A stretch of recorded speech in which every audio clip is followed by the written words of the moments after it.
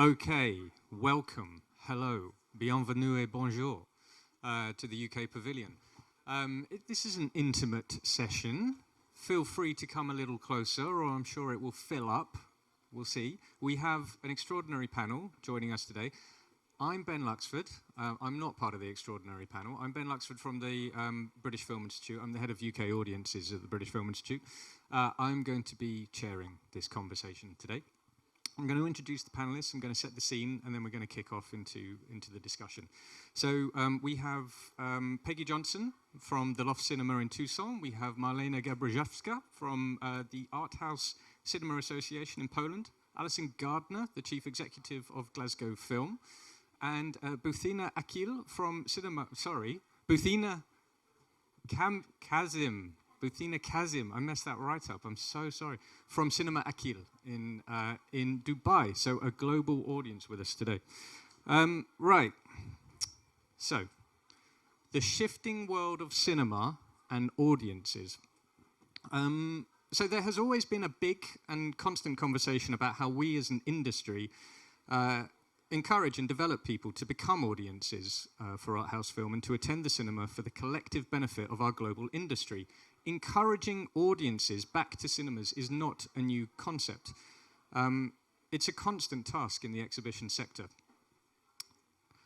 But there's a renewed focus on this conversation for a variety of reasons, but especially due to the high-profile, ever-present cinemas, both struggling and, in the worst case, closing. And there's nowhere better to draw attention to it than here at Cannes, where the cultural value of cinema and the commercial market come together.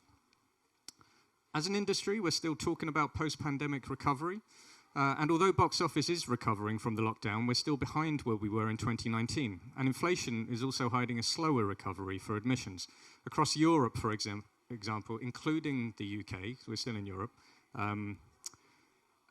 box office is down 30%, but inflation is hiding a steeper drop of around 35%. That trend has continued into the first quarter of 2023.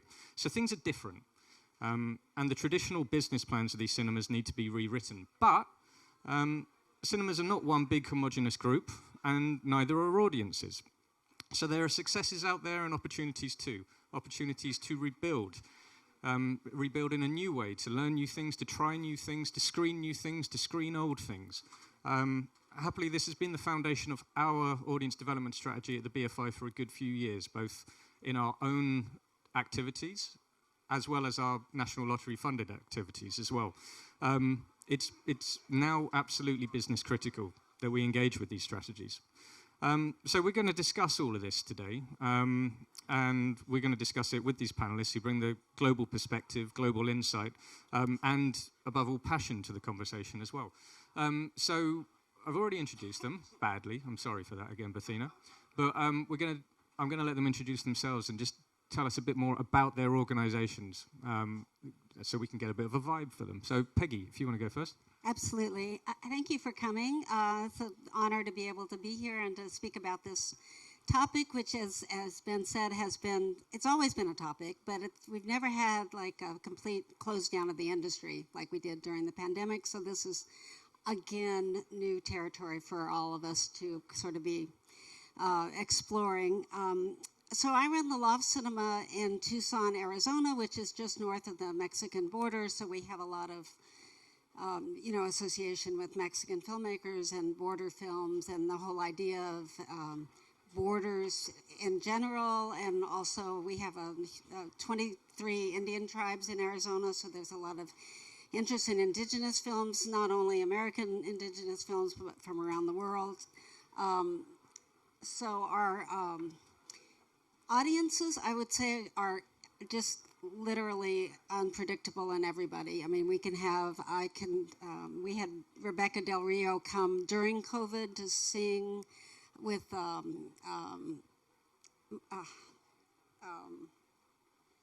what's the film? Mulholland Drive, sorry. And we sold out, but we were at half capacity. And everybody in the house, except me, was very young.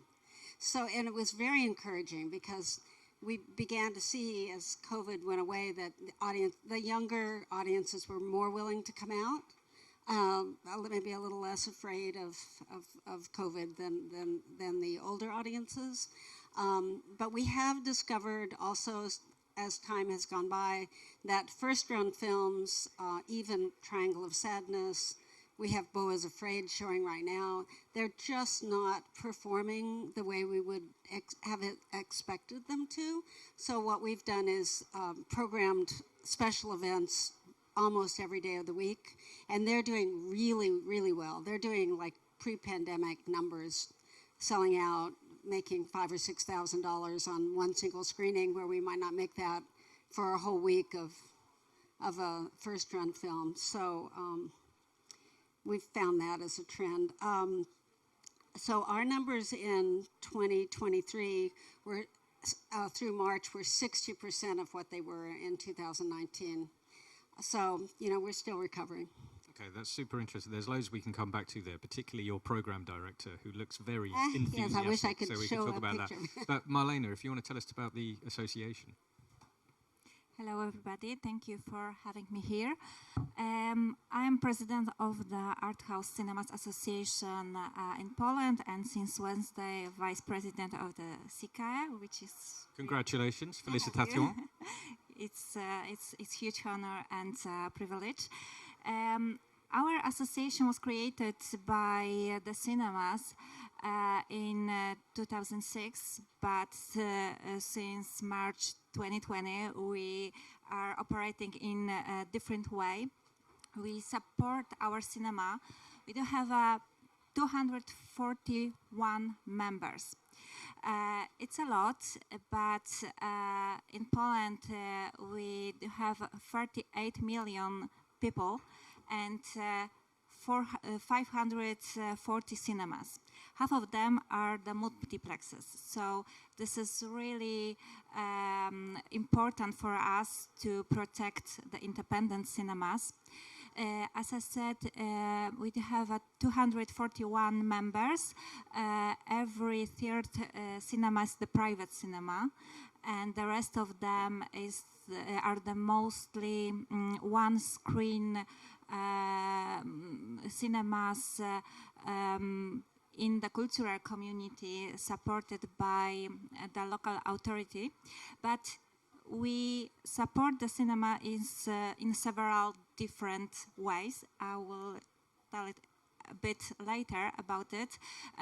Briefly, it's like a financial support, it's the legal and negotiation support, programming and preparing the training and the conferences. And we created in May 2020 virtual cinema. I will tell later maybe more about it, but it's the fantastic way to support the cinemas during the pandemic time, and also support the art house distribution. And this is where audiences at home during the pandemic could pledge to support a specific cinema, right? Yes, it's as I said, it's the largest virtual cinema in Europe, because you have to buy the ticket for every film, and you have to choose one cinema where you're buying the ticket. So it's like a... Okay. And then I think it'd just be, before we move on to Allison, be really useful for you to, because you're the Association for Art House Cinemas in Poland, and as you say, that's roughly around half of all the cinemas in Poland. So could you just explain how you define art house? What qualifies them to be an art house cinema? Yes, our cinema has few rules to expect. One of them is a program, of course.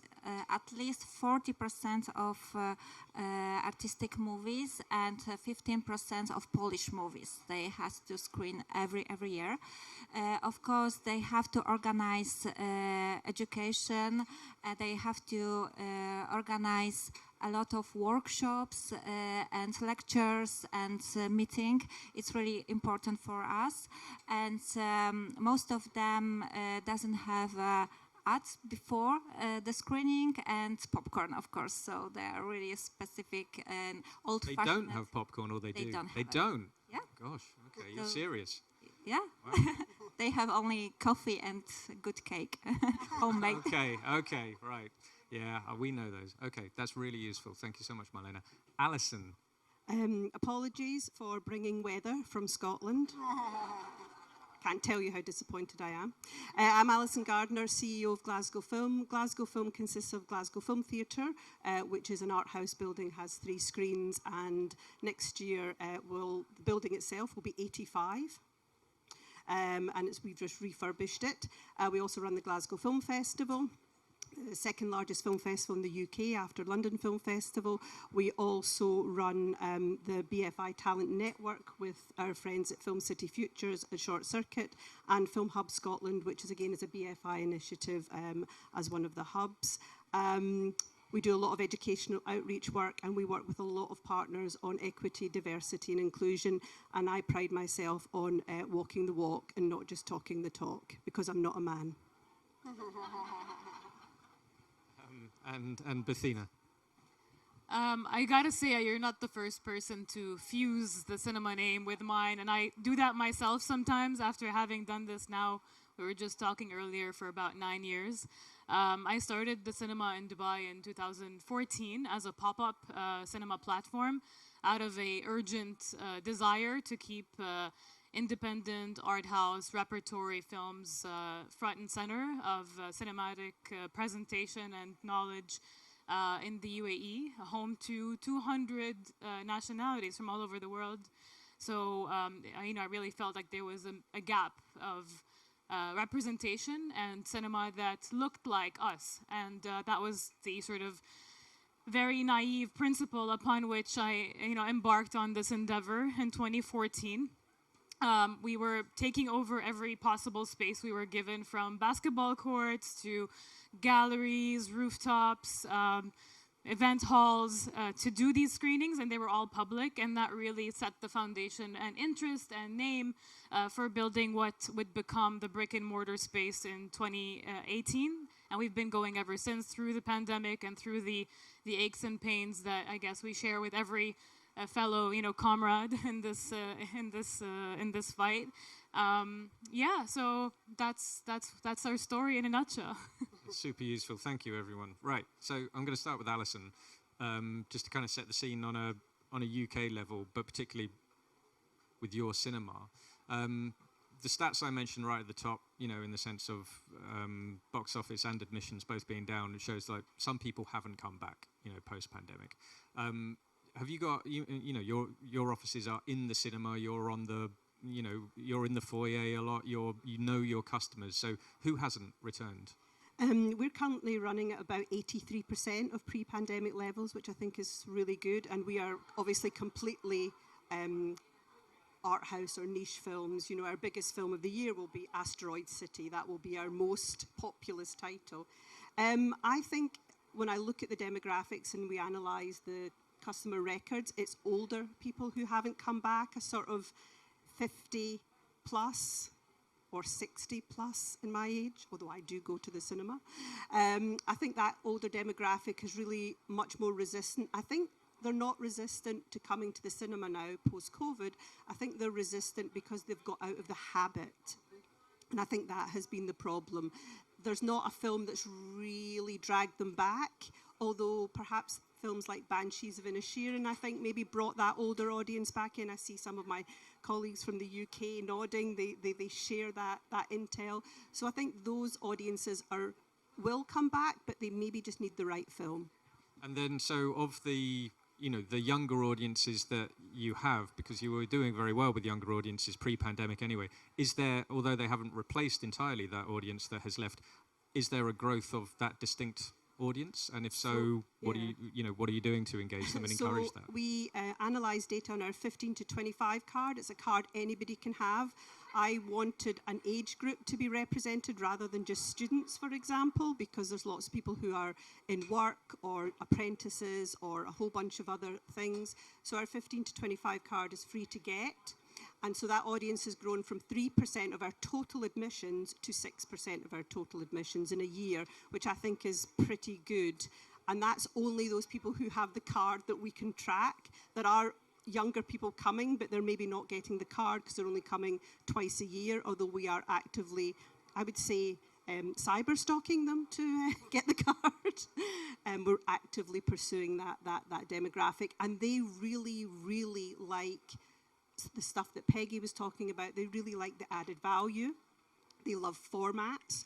So we are doing a Wes Anderson season in lead up to Asteroid City, and we had the Royal Tenenbaums on 35mm. We had over 208 people in there on like a Tuesday night.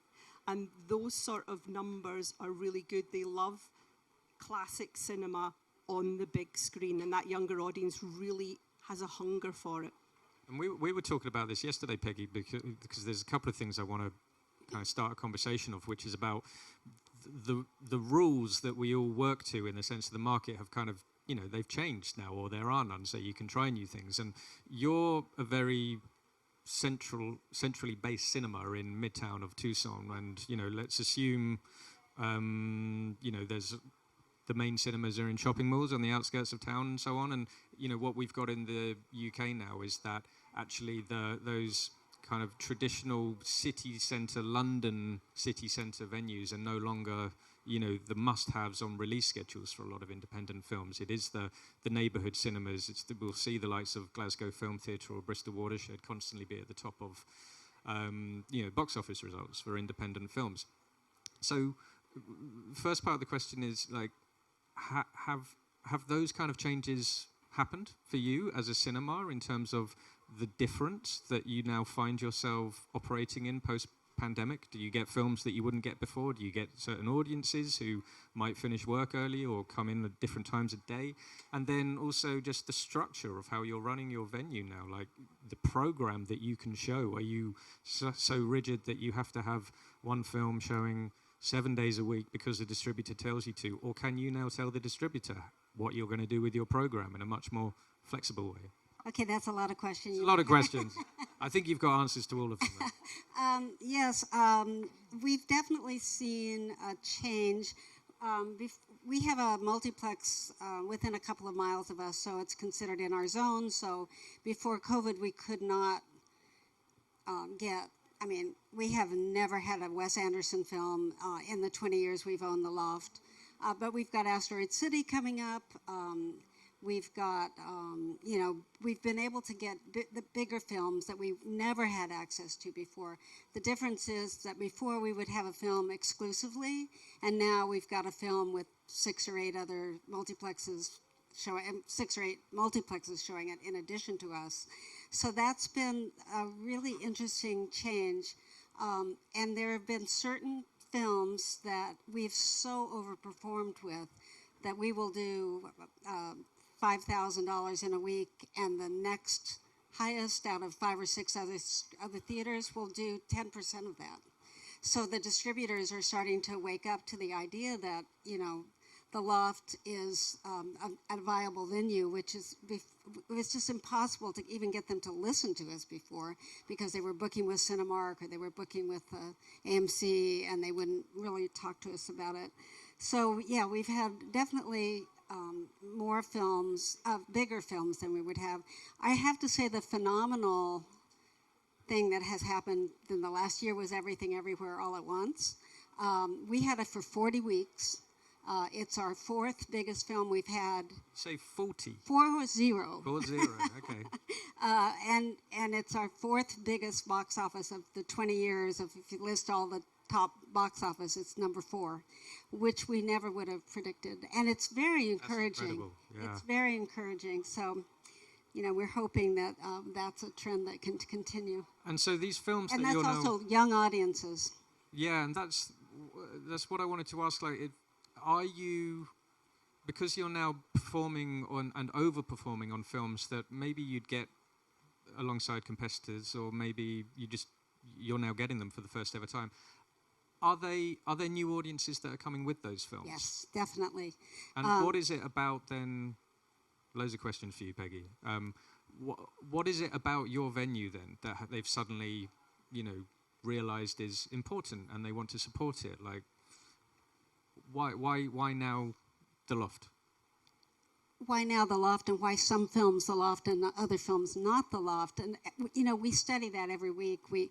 We opened Beau is Afraid, and we did better with it than the other theaters, but not great. And I don't, we were very, very disappointed in the performance of that film. But it's just been, I don't know, so we know it's a different crowd, in part because they spend so much more on concessions than our traditional. For the 18 years or 17 years we had the theater before COVID, we could predict pretty accurately what the concession percentage of box office would be, and now it's more than 50%. I mean, so the multiplex crowd tends to spend more on concessions, so we know that. And we also have beer and wine, which may be one of the reasons they're coming to us. And also because I think the Loft is just really known as a local business. And I think during COVID, when people weren't going out and then they started thinking about returning to the cinemas, I think part of the mindset was they wanted to support local businesses because they didn't want to lose.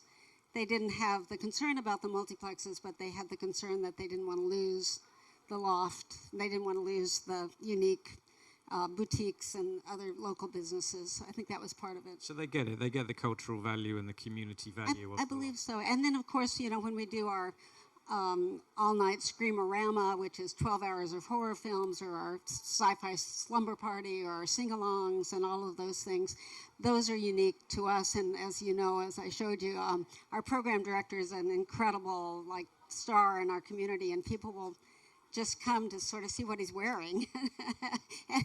and his introductions are hilarious. He's like a stand-up comic. He's amazing, so he's our secret weapon. It's incredible. Do you sell popcorn?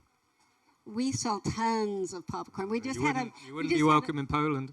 We just had a traumatic situation. We lost the source of our real butter, so we had to use fake butter for a couple of weeks before we found another source. And I got all these emails from people saying, "What's wrong with your butter?" So, but really, we're making more than 50% of our box office on concessions. So I think I know other countries where concessions are not important, and I tell my friends in Spain and elsewhere, you got to think about popcorn. Butheina, I think Cinema Akil was the first art house cinema in Dubai, and you mentioned how you've built it up. Is that right? Yeah, it's the first in the entire Gulf region.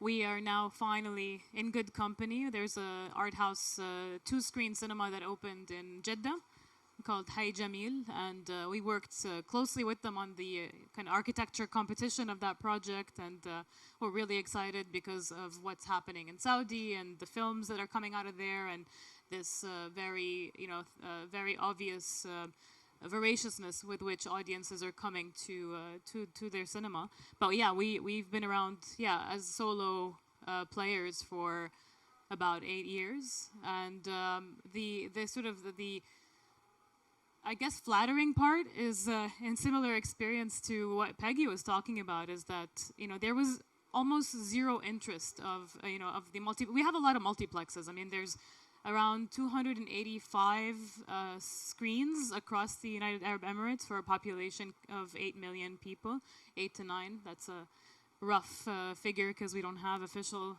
stats. So, it does have the highest number of screens per capita in the Middle East.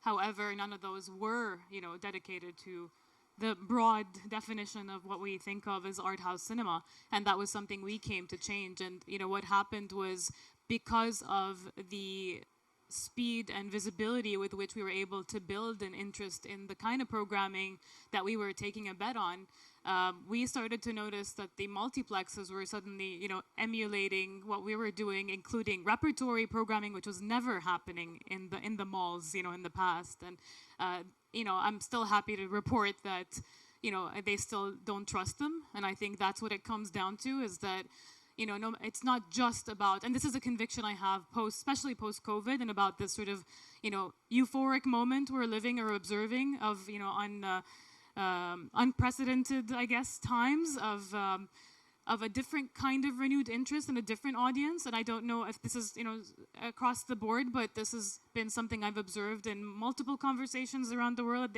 The art house audience has changed and has somehow become younger, more ephemeral, more adventurous, and that's what we've observed, at least. And That is something I think that comes down to trust. Art houses are trusted institutions. They are places for the young and the old, and the curious and the dedicated to continue to come back to. It's a sanctuary, and that's, I guess, what we had to sharpen in terms of clarity of focus in terms of our programming. It wasn't just about the films that we were showing. It was about how we continued to build relationships with our communities, how we doubled down on being present even during a time where it really wasn't financially viable. It really wasn't something in a climate where we don't have a funding structure that supports this kind of work. We are not set up as a nonprofit, for example. So we had to find a lot of creative and different ways to bring people into the cinema. And 2022 was about doubling down on that. It was halfway through when we finally got to 100% capacity. We were like, you know what, we'll try everything under the sun, opened our doors to really unconventional uses even of the space. So we had designed the space. If you go online and look up Cinema Akil, it's a flat cinema. We don't have sort of stadium seating. We have couches instead of cinema chairs. We have some cinema chairs that we salvaged from another older cinema. And we've tried every possible use of the space as a community space and really kind of thinking about that. Obviously, cinema being front and center and the core use of the space, but we also invited people to come in and take it over and turn it into their space. So we've run cinema meditation sessions in the cinema. We've run stand-up comedy shows. We've done rentals and photo shoots. We've invited filmmakers that were making TikTok videos to come and show their film during off-peak hours on the big screen. So we kind of let the cinema, live and threw it to the hands of, of the audience. We obviously had our slates, that was fixed, but we were a little bit more lenient and open and, I guess, committed and resolute in our, interest in really making it a space that people will come back to. And sure enough, we've been reaping the benefits since. So, yeah. It's super interesting. I mean, it's, you have to do a lot. You have to do a lot now to engage these audiences, but they've got an ownership now of these venues, like you were talking about, Peggy, in a sense of really understanding the value of them in their community and opening it up to them and giving them that access is absolutely crucial. I do want to say a shout out to concessions too, because that was really what kept us going. Because during the time that we weren't able to show films, people were coming to the cafe, and we run a small chai shop. It's an Indian street food shop. Instead of a popcorn is number 2, number 1 is chai karak, which is for those of you who don't know what that is, it's like milk tea, and it's very popular in South Asia and in the GCC, and that became our bestseller, and that's really what kept us going, and it still is. So yeah, don't underestimate the concessions. Feels like a good time to come back to you, Marlena. The extra activity that Butheina's been talking about and Peggy's mentioned, is that something that is naturally happening within the art house cinemas in Poland, or is it being delivered now via your association, via training, giving that understanding of something much greater needs to happen than simply being a passive cinema that shows films? Not that I'm saying they ever were, but is there just a lot more that you're having to deliver and give training to your cinemas for? Yes, definitely. It's very, very important. And in 2020, the number of audience in our cinemas decreased by 48%, which was really, really surprising, because our cinemas were very well before the pandemic period. And then we had a little bit surprise what happened, and people came back, but to multiplexes. So for us, it was a bit disaster, but also a challenge. And I think the mistake what we did, it was we wanted come back to the situation from 2019 very fast. So we just put the film to the program, and we was thinking that people will come back, and we didn't ask ourselves what people felt during the pandemic period, what is the experience, and the experience is loneliness, is isolation, is a virtual world, and that what we had to do is the answer for the question what people need right now. And they need community, they need real world, and they need to share expressions, to share emotions, to share knowledge. So yes, we do a lot of special things right now in the cinema. So we also try to change a bit the way how the distributors are putting they film to our cinemas. It's very important to understand that the distribution right now, it's not just the putting the film to the program, but it's something more. It has to be something more.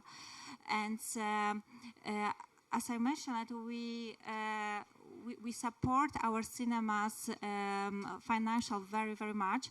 And we have a public funds from the Polish Film Institute, and also we have a private funds from the distributors. We start to cooperate with the distributor in this way that we get the money from them, and we create the special events for our cinemas.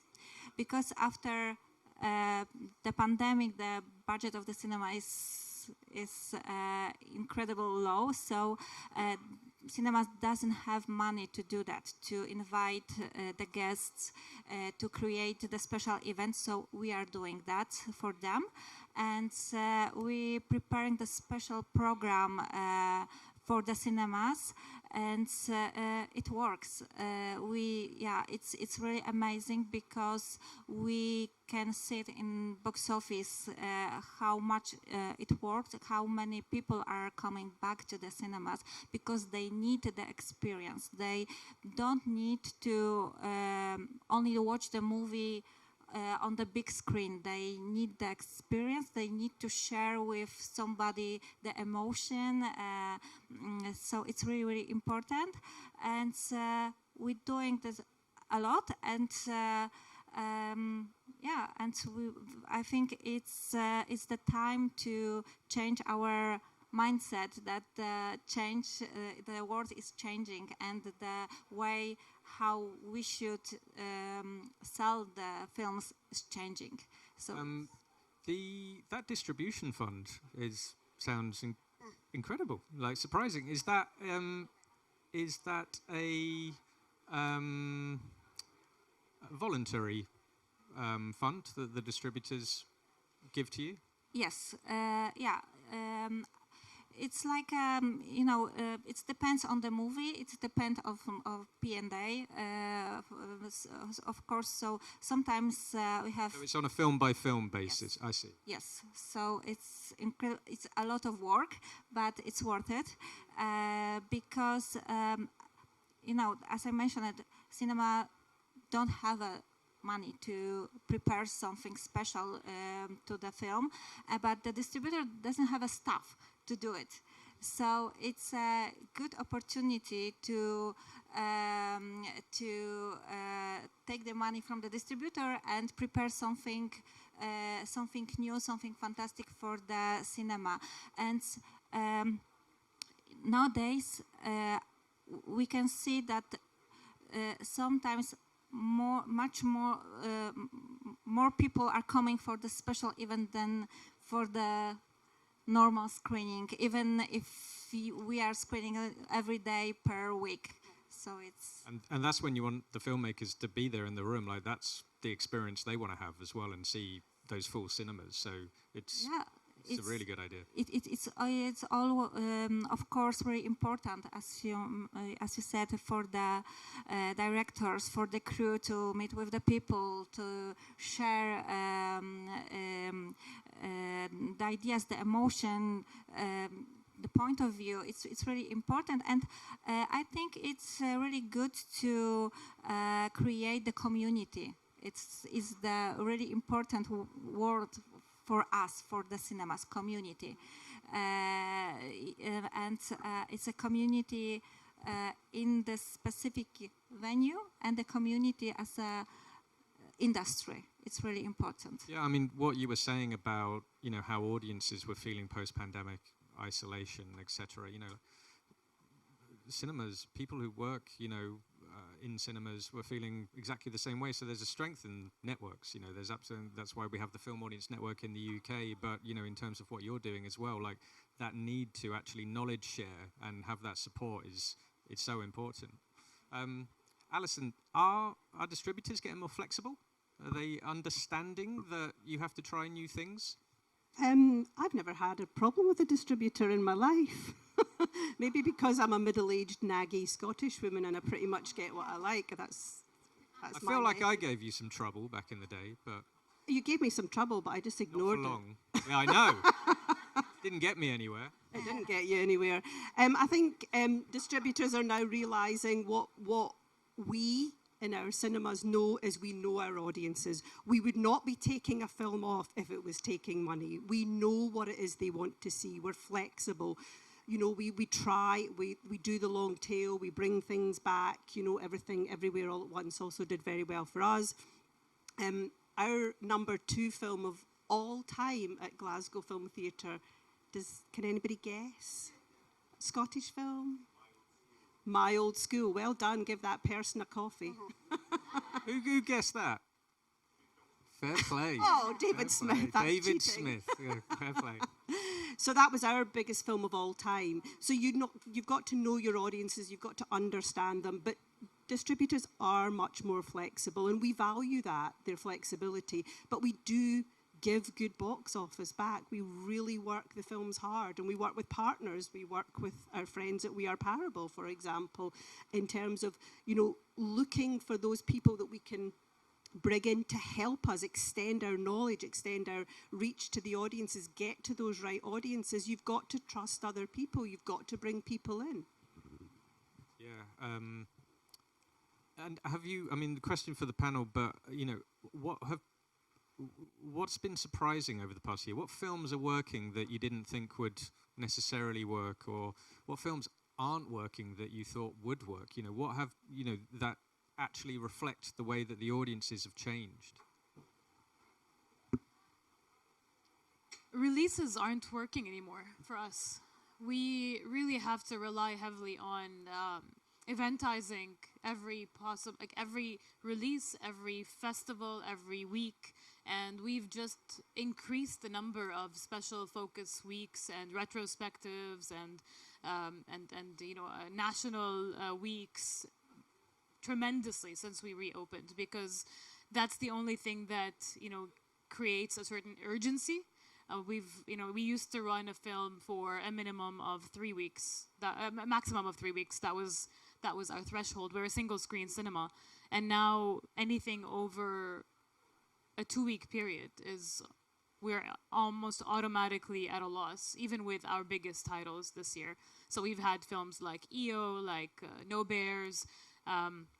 We focus a lot on non-English language films, because we find that our audiences find a certain, I guess, urgency or scarcity in being able to show to watch these films on the big screen. That doesn't apply to classics. That's a different calculation. But with releases, we just decided very early on that, you know, English language films weren't working for us, except for documentary. So we doubled down on films of the global south, films from the Middle East and North Africa, and the special screenings of those tend to be, you know, a lot more successful. All of our film weeks, we're currently running a Wong Kar-wai retrospective, for example, for the first time, and that was a huge surprise in terms of the uptake, because we didn't realize how big of an influence he had, and how many young people actually followed his work, and how much of a cult following he had. Even though we don't have, I would say, you know, the cinephile audience that we have is, you know, whatever that means, like really, like there's no, you know, club or membership that you get to. But in terms of the absence of film schools, the absence of a film literacy infrastructure, I would say we're about like 2%, right? So we don't have the film students coming in, and we don't have all of that.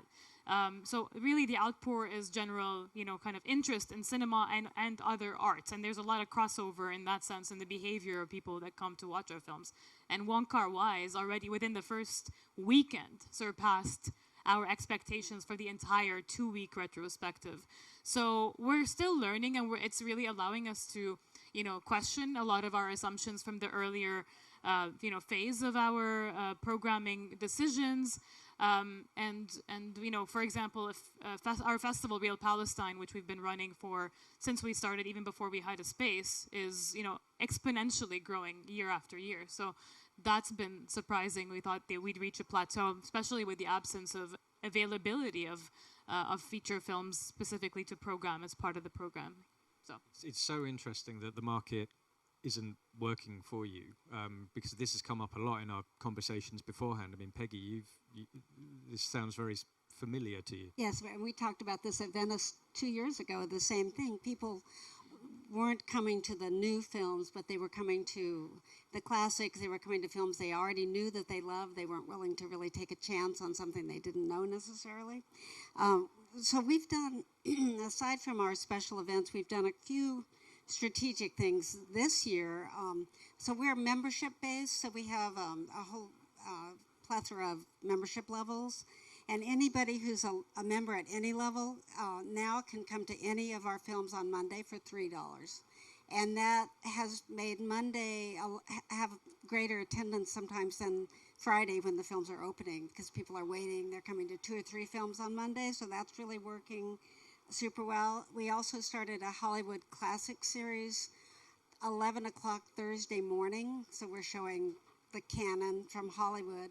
I was telling Ben, we did a survey of people who had bought tickets to the series after the first 6 films or something, and we asked them for their, what they thought and what they wanted to see, and it was we got a 50% response on the survey, which was incredible. But one of the most common things was people said, we want to see more foreign films. So it's like, well, okay, this is a Hollywood series, but it's people are funny. But along those lines, we've also started doing open captioning on a few. When they're available, we've designated times to do open captioning, which people are really grateful for, even if they have the loop and they have their hearing aids are tied in. There's still something about, there's an audience, especially I hear a lot of younger people have gotten into the habit of watching their television series with open captions. So that's been another thing. There was a big nationwide survey in the UK that backs that up, that younger audiences are more likely to watch with the subtitles on. I'm not young, but I like my open captions. Yeah, no, they're great. And then, so if the market isn't working for you, I just wanted to get a sense of, is Cannes still relevant for you all as well? Do you see it as a launchpad for the types of films that are going to be working in your venues? Or is it more of, it's important to have this global spotlight on cinema? Are you expecting that there's the competition in certain regard, are going to be filling your cinemas for the next couple of years? Of course we love Cannes. We're here, even in the rain. I think it is important. I think that you have to see them to see what will work, and that's the problem. You have to be able to watch all the films in the competition or the Debussy, the Certain Regard, to see what will work for your cinema. The marketplace does work for us. We maybe have 4 key films a year that we really need to pay the electricity bill. But what we do underneath that is the seasons, the various events that we do, that sort of curation. And to get back to a point that you made, I think what's really interesting is people need to trust your curatorial vision. They need to know that you are there. They need to understand the ethos. They trust us because we're a not-for-profit making educational charity. They know we're putting all the money back in. You know, they know I'm not staying on a super yacht here, or, you know, they know that, or even having a dinghy in our Duristan Harbour, which is near us in Glasgow. They know that money is going back into the organisation, back into the things that we do that's really important, and they understand that, and that trust brings them to us. But yes, I would say Cannes is still relevant. Terry, just in case you're watching this, I would a better pass. I agree with that. We have a film festival in October, and most of the films that, at least a lot of the films that I'll be seeing at Cannes will be probably more programmed into our festival than necessarily of a regular run, depending on the film. But yeah, I think Cannes is still very relevant. I wish it was easier to get tickets. Yeah, right. Well, yeah, who knows? Who knows if it's relevant or not? Yeah. That's exactly it. I mean, you know, if you're able to watch the films, then it's absolutely relevant because ultimately it's the lifeblood of what we do. But the other part is also, I think, you know, this, right? Like we talk a lot about community because we program for an audience as though we're part of the furniture, you know, and that is, you know, very keeping the people that power these spaces passionate and interested and engaged after going through the pandemic is such an underestimated, you know, part of the conversation of exhibition of art house spaces specifically, because it really is, you know, the Peggys and the Allisons and the Marlenas that really keep these places running. You know, on the way here I was watching the documentary about the Laemmle theaters and the Laemmle family that, you know, kept the theaters going in LA, you know, and that really is a truth. It's not just a sentimental, you know, warm and fuzzy aspect of art house. It's really people who believe in this work and believe in, you know, these cinemas and have a direct relationship, are a phone call away, you know, that keep these places alive and that keep Cannes relevant also all over the world, because they are the theaters that will continue to show the films on the big screen. They are the theaters that will host the filmmakers that are passing through, you know, your city. And that's what we've become. And I think, you know, I used to be unclear, I think, in the first year and a half of whether, you know, there is a space for a cinema like this in a city as, you know, as flashy as Dubai. And now I'm absolutely resolute about the need for this. And it's the audiences that have kept that belief going.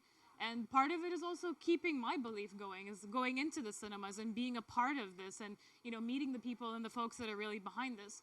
And the difficult part of Cannes and that keeps it relevant is the importance and the reliance of maintaining the relationships with the sales agents, because we don't have a lot of distributors that pick up titles for our market in our region. So we end up having to work directly with the sales agents, and that's where the flexibility hasn't really happened. With some, it has. We have a very good relationship, for example, with Park Circus that, you know, we've figured out a way of working over the years since the pandemic that has really allowed us to do a lot of the repertory programming that we do. But there are sales agents that sit on vaults of, you know, amazing, you know, classic portfolios and filmographies that we simply can't afford because they insist on having a flat fee, you know, and that's just economically, from in terms of a unit economics, you know, calculation, it just doesn't work for us. We would love to do more of that, but I think, you know, sales agents really need to, you know, think of other markets as well in terms of where they don't have distribution, you know, potential, and distributors need to start taking bigger risks on these films. Marlena, just to add then to that, something that's come up today and something I certainly experienced when I was overseeing the Cultural Recovery Fund throughout the pandemic was there seemed to be a bit of a shift in cinemas kind of understanding of what they were. That shift from, be it from a business to a community and cultural asset, you know, everything that Butheina was just, you know, really passionately speaking about there. Have your members experienced that? You know, do they understand themselves much greater now? Do they do they value themselves maybe more than they did before and want to build on that? Definitely, yes. It's really important for us as an association and for our members as well to think about our venues not only like a venue when you can see the film, but like a community. For us, it's really important not only because of the pandemic, but also because we have a war abroad. So it had a huge impact in 2022 on our culture, on our economic system. We have big economic crisis in Poland right now. So, yeah, we have to think about a lot of things. Creating the program of the cinema of the our association is really important because, as I said, pandemic period, war, and economic stuff. Everything has impact on the decision of our audience, if they will come to the cinema or not. And really important in this situation is also lineup and the film which we had, which we can screen. So about the Cannes, huge success in Poland was Triangle of Sadness. It was the most popular film in our cinemas last few months, and also the After Sun, which is great. And as we mentioned, the community is really, really important, and we can create those communities for a few things, for the programming, for the creating special events, special projects, as for example, classic reviews or something like that, to create the lectures, meetings, workshops, everything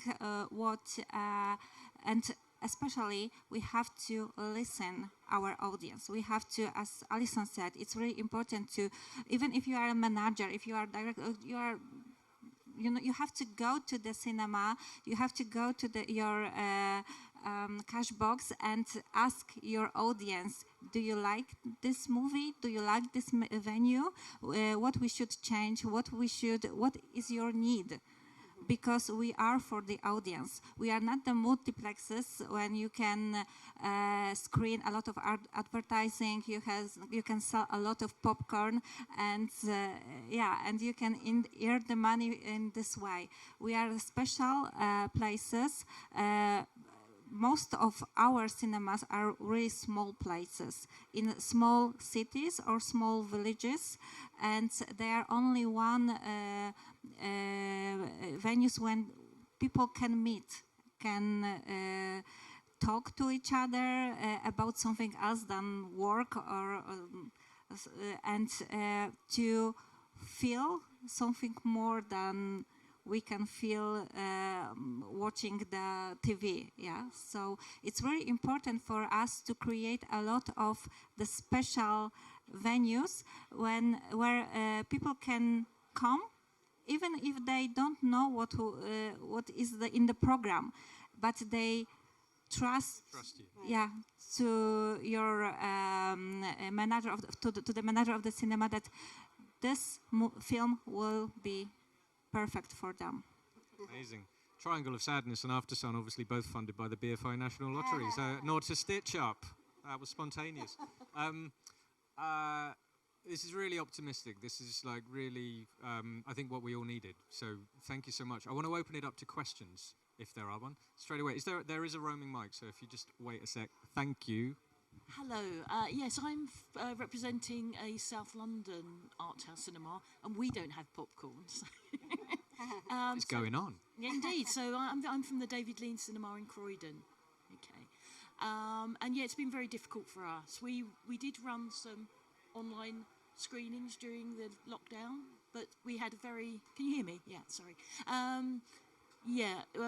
We have quite an elderly audience, really. We're actually community interest company, and we're all volunteers, so none of us had much of a film background, but we couldn't find anyone else to take over the cinema when the council made everybody redundant. But that's put us in a difficult position because we weren't able to get any BFI funding because boxes you have to tick. You know, a lot of it was about having your own venue, but we have to rent our venue from the council. So unfortunately, we couldn't get any money for that. And now we're in a position where if our server goes down, we won't probably have to shut down. So, you know, we need to find ways of raising funds for equipment. Any ideas? Okay, I was wondering what the question was. Any ideas? Well, yeah, I think there are plenty of ideas. We should probably have a chat about it. Let's have a chat. Okay. Any others? Yes, there's one over here. Hello, first of all, great panel, thank you. I'm James from Los Angeles. I'm a filmmaker. I had a fever dream during the pandemic. My fever dream was, look at all these empty storefronts. There's going to be a wave of young entrepreneurs that set up micro cinemas here and there, and focusing on different kinds of films and the back of bars and things like that. People desperately want to get off their couch and communicate with other human beings, and it was a complete and total fantasy. It never happened. Americans love their couches. They eat on them, they sleep on them, they die on them. I just love your idea, to hear your feedback on this idea of a more grassroots micro cinema thing. Is it, because obviously the situation in different countries is so radically different than the United States. Well, I'll talk to that from an American perspective real quickly. I think that the Loft in Tucson, we are a nonprofit also. I think that we serve that purpose of a micro cinema because we will show a one-night screening of some, tiny film that's barely on anybody's radar, and we'll do it because a certain number of people will come to it. So I feel like we show the big films and we show the smaller films as regular runs, and then we have so many, one or two special films every day. So I kind of feel like we're providing that service, but we have not seen the micro cinemas at all in Arizona. Just also, I think that because we at Glasgow Film, we invite partners in, so we work with Africa in Motion, Scottish Queer International Film Festival, Take One Action, and we give them the space because that space is already set up as a cinema, so it's got great sound, it's got laser projection, etc. So we allow those partners to choose the films because they're servicing a different audience that perhaps we are not. So we're doing that in a sort of a way that allowing those people to use our top-class facilities without having to pay for that, but also bring their passion, their knowledge of their community and what they might want to see. So last year we worked with 33 different partners, and that's roughly like 2 or 3 a month. So we're allowing them to use our space and understand their audience. So that's the role I think that we have in Glasgow and the wider Scottish community. I'll just say, I'll plug in our sister organization that we're part of, the network of Arab Arthouse Screens, which is now called the Network of Arab Alternative Screens, which has members from Yemen to Iraq to Jeddah to Dubai, us, Beirut, Cairo. And only 4 of us actually have physical locations and brick and mortar. Everybody else in the network runs, these kind of grassroots, community-driven programs, sometimes just festivals. One in particular that's been doing it very powerfully is the Sudan Film Factory that runs the Sudan Independent Film Festival, and their work is, currently at this, very, horrifying political juncture, is still resolute in doing this kind of work and screening their films at abandoned train stations and inside homes, and that's still happening despite any kind of infrastructure and support in Sudan. And in Beirut, for example, there's a Metropolis Art Cinema, which was one of the first 3 cinemas in the region to focus on art house programming. They had to, unfortunately, due to the financial crisis and after the explosion as well, because of where they were, had to shut down their physical space. They've been popping up all over Lebanon and still, bringing their audiences, and their audiences are following, and are now working on a new venue. So, that is absolutely crucial, to the continuity. For us, it was the path, it was that grassroots kind of, independent pop-up cinema format was the way we ended up building an audience and a reputation, and that's why we haven't even let go of it. So we do programming in Saudi, we do programming in Doha, in Amman. We're working on something in Kuwait, and some screenings in Palestine as well, through our partners and networks. So it's not just us like picking up our projectors and going to all these spaces. It's really about finding these links and partnerships around the world, for us, but also around our cities and our communities, to be able to bring the films that we think are really pressing to show and are, important to bring to their rightful audiences specifically. Amazing. We've got, sorry, Peggy, we got a couple more questions, and then we're going to have to wrap. Oh, we got loads of questions. But Joan, I saw your hand first, so if we go to Joan and then we'll come down the front, that'd be great. Thank you. Really interesting panel, very inspiring. I was wondering about sustainability. What we're talking about is how cinemas are innovating, they're working, and like evidencing like such incredible work, but it's really, really hard work. And if what we're saying is we have to work twice as hard to get the same audiences, my concern is how sustainable is that in a long term, if that's just if that's the direction of travel, is we just have to work harder and harder and harder and harder and harder. At what point do we all just fall over? Sorry to be the negative person in the room. Everyone's looking at me to answer that. Was that a question for the panel? Oh, right. Okay, anyone want to go? I wouldn't say harder though. Like I mean, yes, some parts were hard. Like, keeping our spirits up and our programming and getting films, during our 30% capacity limitation was hard. It sucked. Walking into a cinema that, where most of the seats were boarded up and people couldn't talk to each other and we had to talk to each other about, that sucked. But now I don't really think of it as harder. I mean, it's always been hard. That's the nature of the industry we're in.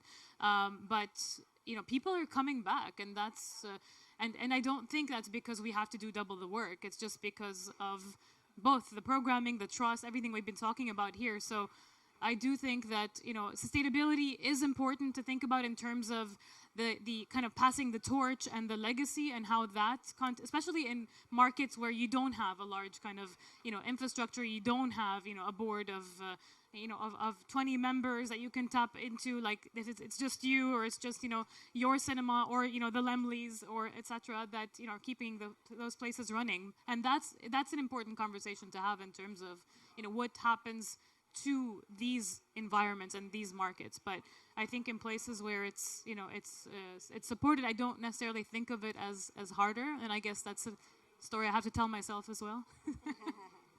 Okay, there was a question at the front here. That's okay. Thank you so much. This panel was so informative. My name is Cynthia Lopez. I'm with New York Women Film and Television, and I'm the CEO. And I have to say, from Tucson to Poland to Scotland to Dubai, this kind of micro cinema approach, at least post-pandemic, at NIWIF, what we tried to do was work with city government, because we understood people had trouble going back into the cinemas. So we said, wait a second, how can we work with city government to have public screenings in public parks? Because city government was doing all this work, but nobody was coming to their events. And then people wanted to come to our events, but they had with some of the micro cinemas like Angelica Films and some other ones in New York City, really having a hard time people coming in. And we were like, well, let's use our audiences and partner, like you said, like you've all said, partner creatively to get people in. So I just want to say I applaud you all, because it's not necessarily working so much harder, but it's working different. Right.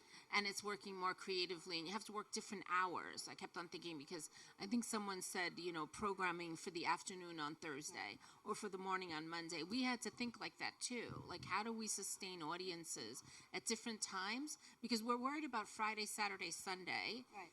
But then with the pandemic, it started becoming like Monday, Tuesday, Wednesday were important. So that's not so much a question, it's a compliment. Thank you so much. And for those who are interested, I'm going to leave some cards. We have an event that we're holding about Arab women storytellers on Tuesday, and we would love people to come. I would just like to add one little tiny thing, that we do have a mobile cinema. It's solar powered, so we don't have to plug in, and we use that. That's really, so incredibly useful to just be able to take films everywhere. And when we were shut down, that was a very good asset to have.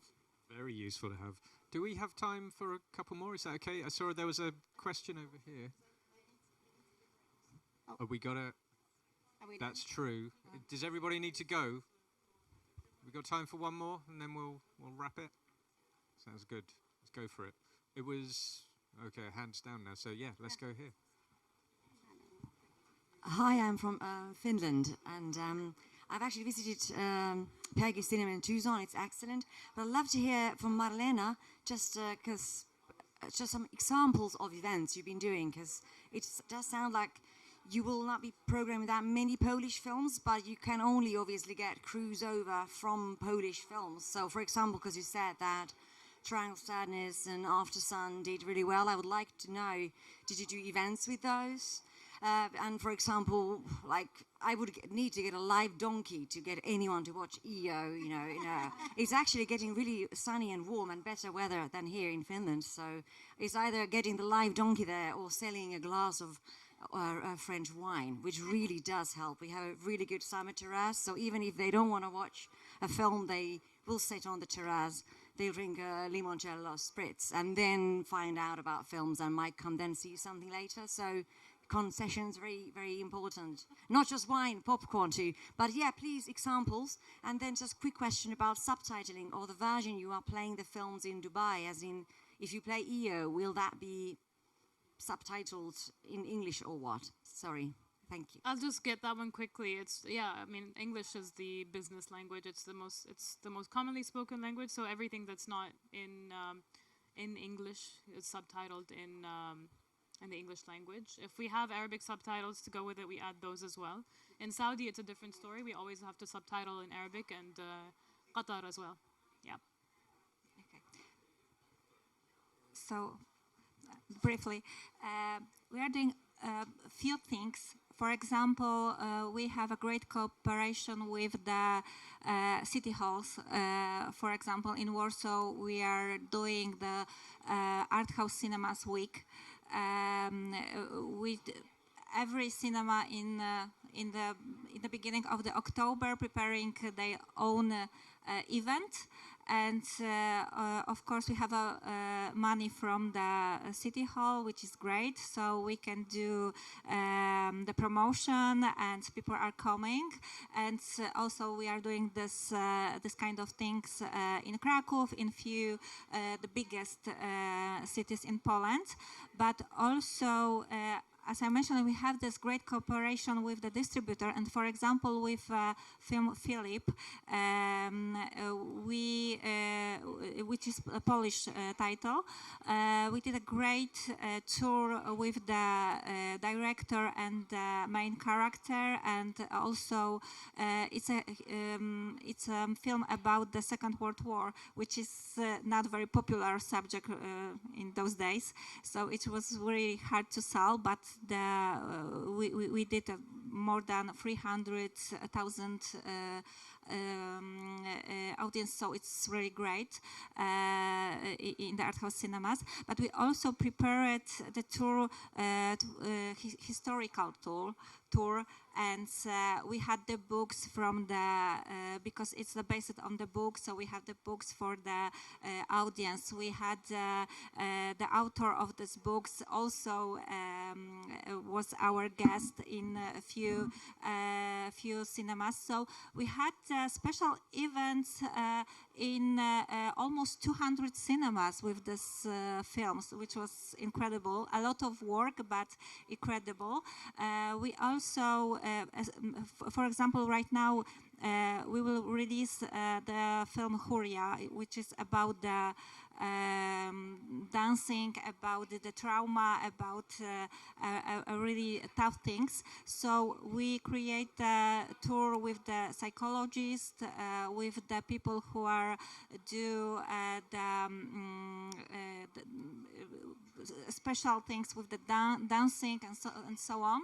So yeah, we do a lot of those kind of things, and also we have right now two special projects for all our cinemas. It's the Polish classic films review, which is very popular. It's something amazing, really. We have sold out a lot of screening, and also Hollywood classic review.